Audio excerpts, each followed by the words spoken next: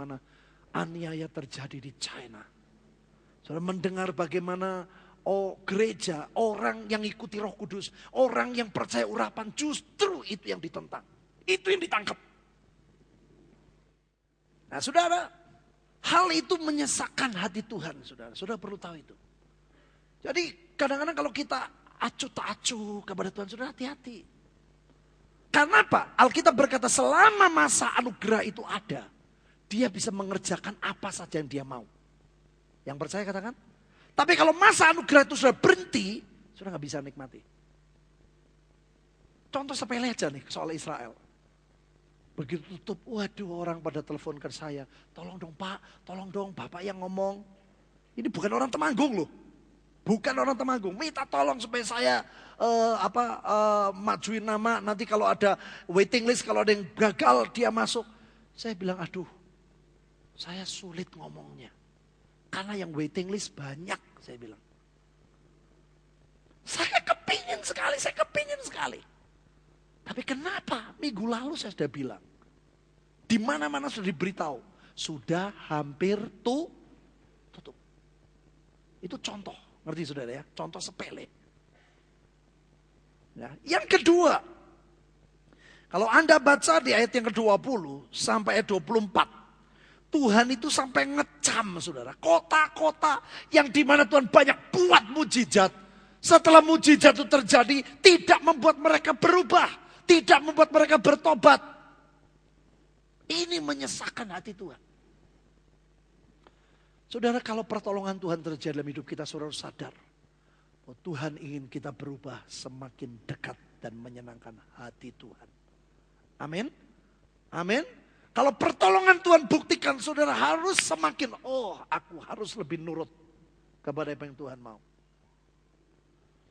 Sampai Tuhan terpaksa mengecam, dia sampai ngomong, kalau di kota itu, kalau Sodom Gomora dapat mujizat, pasti mereka bertobat. Bayangin. Saudara.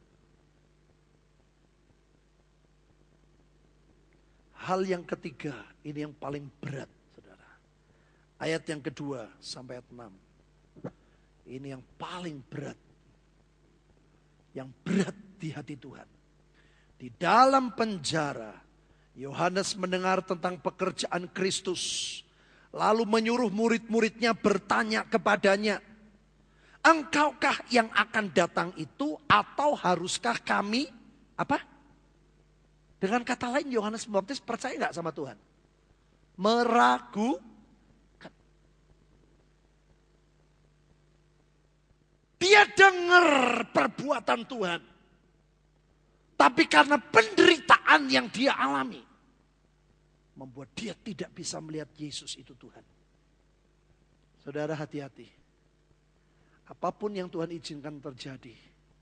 Baik suka, baik duka. Yesus tetap Tuhan dan Juru Selamat kita. Amin. Itu yang Tuhan mau kan dari dulu saya bilang. Saudara lagi sukacita, kita gak lupa diri. Tetap rendah hati dan nurut. Pada waktu Tuhan izinkan kita di lembah, kita tidak ngomel, kita tetap bersyukur Tuhan baik. Saudara tahu waktu Pak Yusak di rumah sakit. Sampai dia waktu koma, diajak ngomong gak ngerti. Ngomongnya apa? Haleluya, Tuhan Engkau baik. Haleluya, sampai direkam. Koma, gak sadar. Jadi selama dia kecelakaan sampai dia keluar, sampai lagi sekarang. Tidak pernah satu kali pun ucapan. Kenapa kok begini? Perkataan negatif sama sekali gak pernah keluar. Itu yang Ibu Nani ceritakan waktu di Kalimantan. Dia bilang, aku heran. Sampai koma pun dia berkatanya apa? Haleluya, Engkau baik. Waktu sadar tanya, engkau ngomong itu ngerti? Enggak ngomong katanya. Saya lihat. Saudara dan saya harus mengerti. Apapun yang terjadi, kita harus belajar memberikan yang terbaik bagi Tuhan. Kalau engkau diangkat tinggi, Tuhan terima kasih. Ini karena anugerah daripadamu. Kesanggupan kami karena pekerjaan Tuhan. Yang setuju katakan? Pada waktu engkau dibawa lembah, engkau harus menderita seperti Yohanes Pembaptis di penjara. Engkau pun harus berkata, aku sanggup menderita karena Tuhan yang memberi kemampuan. Karena ada orang yang sanggup menerima kelimpahan, belum tentu dia sanggup dalam menderita. Sebaliknya, ada orang yang menderita, aduh semakin dekat, begitu dia senang, dia lupa. Tuhan gak mau, suka dan duka nilainya sama. Terus ayat yang keempat. Yesus menjawab mereka, pergilah, katakanlah kepada Yohanes. Bayangin saudara, ngomong sama dia. Apa yang kamu dengar dan kamu lihat? Orang buta melihat, orang lumpuh berjalan, orang kusta menjadi tahir, orang tuli mendengar, orang mati dibangkitkan, dan kepada orang miskin diberitakan kabar baik. Dan berbahagialah orang yang tidak menjadi kecewa dan menolak aku. Orang sebelum menolak saudara, dia pertama perbuatan setan, dia main ke jiwa saudara supaya engkau kecewa. Setelah engkau kecewa dan kau tidak menang atas kecewamu, itu bisa membuat engkau menolak akan pekerjaan Tuhan dalam hidupmu. Pada waktu Tuhan mau intervensi lebih jauh, saudara tidak akan bisa menikmati.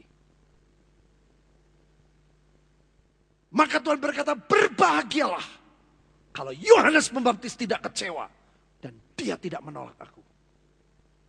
Bayangin saudara, itu antara Yohanes Pembaptis sama Yesus kan kayak gini saudara.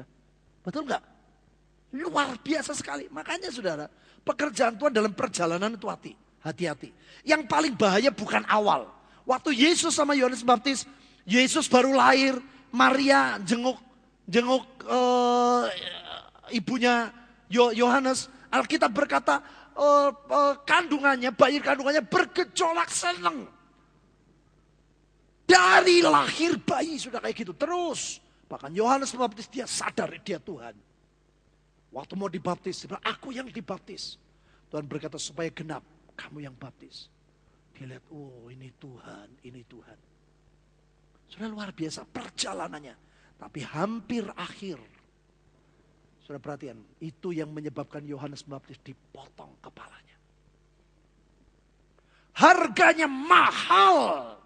Karena dia meninggalkan Tuhan di tengah perjalanan hampir akhir.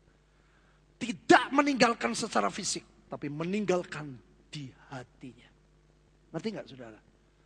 Yohanes Pembaptis tidak meninggalkan Yesus secara fisik. Karena dia di mana? Di penjara. Tapi hati kepada Tuhan itu putus di tengah jalan. Maka problemnya di kepala. Dipotong kepalanya. Arti rohaninya saudara. Cara berpikir kita harus berubah. Yang percaya katakan? Itu. Kalau kita tidak mau berubah, ini bisa membuat saudara jauh dari sorga. Ini saudara. Makanya waktu Pak Yusak naik, Tuhan, kenapa? Kok kepalaku? Tuhan enggak bisa, enggak. Harus keluar darah. Dan saudara tahu, dari sini tidak ada luka sama sekali. Padahal kalau saudara lihat mobilnya, kaca pecah kemana-mana. Dan satu-satunya pintu yang bisa buka, pintu kanan depan. Semua pintu terkunci, terikat, pokoknya gak bisa keluar. Dia bisa buka. Kaca hancur di mana-mana. Tapi luka bukan di mata, bukan di muka. Tapi di dalam kepala. Dan Tuhan katakan kamu bayar untuk cara berpikirnya jemaat Tuhan di Indonesia. Darah sudah keluar, saudara. Maka hati-hati, saudara. Waduh, ngeri sekali, saudara. Kalau kita nggak mau nuruti jalan-jalannya Tuhan, bahaya, saudara. Kita belajar, saudara, tentang hal yang lain, yaitu Matius 8. Matius 8. Kita akan belajar tentang cara berpikir. Kita kadang-kadang berpikir seperti yang kita mau. Tadi katakan si Aki tadi bilang, percayalah kepada Tuhan dan jangan bersandar kepada apa? Pengertianmu sendiri. Matius 8 ayat 28 sampai 34. Setibanya di seberang, yaitu di daerah orang Gadara,